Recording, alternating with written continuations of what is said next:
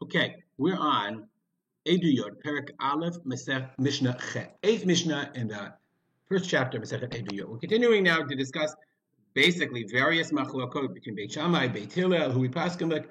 These are all Mishnayot that I guess the redactors of Yudah and Nasi felt appropriate to include in the discussions that they had on that day that they learned Masechet Eduyot. So now we're going to talk about Karshine Truma. So just to remind you, this Mishnah was repeated, it was learned in Masechet Maaser Sheni, chapter 2, Mishnah 4. So Truma, when you eat Truma, you have to eat it with the Kohen, especially has to be eaten b'tahara.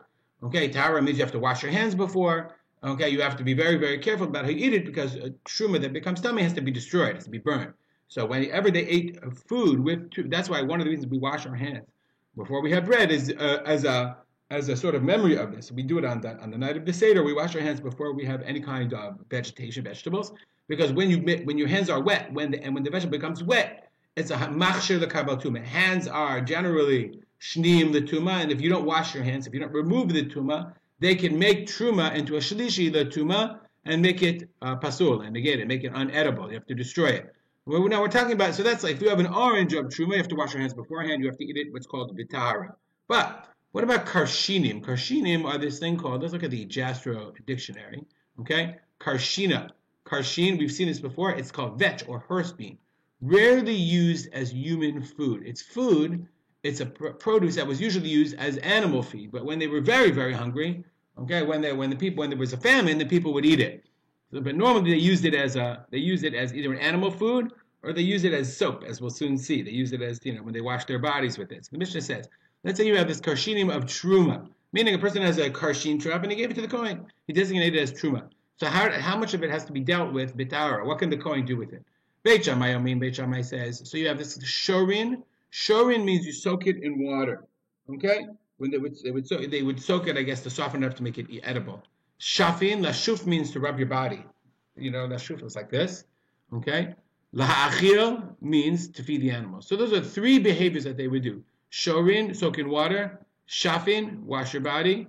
Rub the body. Okay? Ma'achilin, feed the animals. So the Beit Shammai says, Shorin, b'shafin b'tahara, if you soak it in water. Or shafin, you rub it on the body. Okay? You have to do it b'tahara. You have to wash your hands first. Make sure you are tahor. Okay? B'tahara, v'netilat yadayim. So like if you're going to take a shower, you have to like wash your hands before you take a shower. If you're using the horse vetch as soap. Kedin kol shar kol ochlim shel truma, like any other truma food. Shestam yadayim shniyot, as we say, yadayim are shniyot. The sheni the truma, uposlot et truma. Sheni can be posel, truma can make truma shlishi, and then you have to destroy it. That's Beit Shammai. So shorin chafin tara machilim truma. Beit Hillel omrim. Beit Hillel says no. Shorin v'tara. If you soak it in water, you have to wash your hands first. B'shafin u'machilin b'tuma. You feed your animals for sure tuma. Shafin, you rub your body with it. You don't have to wash your hands before you take a shower. Shammai Omer, and now Shammai says, Ye'achalut tsarid. You have to feed them tsarid means dry. You have to feed them even without putting water in it for the animals. You mean you have to do Shammai is all three. So you have like this gamut. Beit Shammai says 1 and 2 tara, machilin bitu betuma. Beit Hillel says no, 1 betara, the rest are betuma. Shammai says Ye'achalut tsarid. Everything has to be betara. You can't get them wet at all, even when you give it to the animals.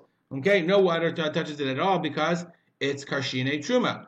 Rabbi Akiva says, Kol B'Asayim B'Tumah. It says all four are B'Tumah. So if you can picture a chart in your head, you can see that Rabbi Akiva says all three B'Tumah, Shammai says all three B'Tara, and then Beit Hillel and Beit Shammai are somewhere in the middle, where Beit Shammai says 2 are Tara, 1 B'Tumah, and Beit Hillel says 1 is Tara, and 2 are B'Tumah.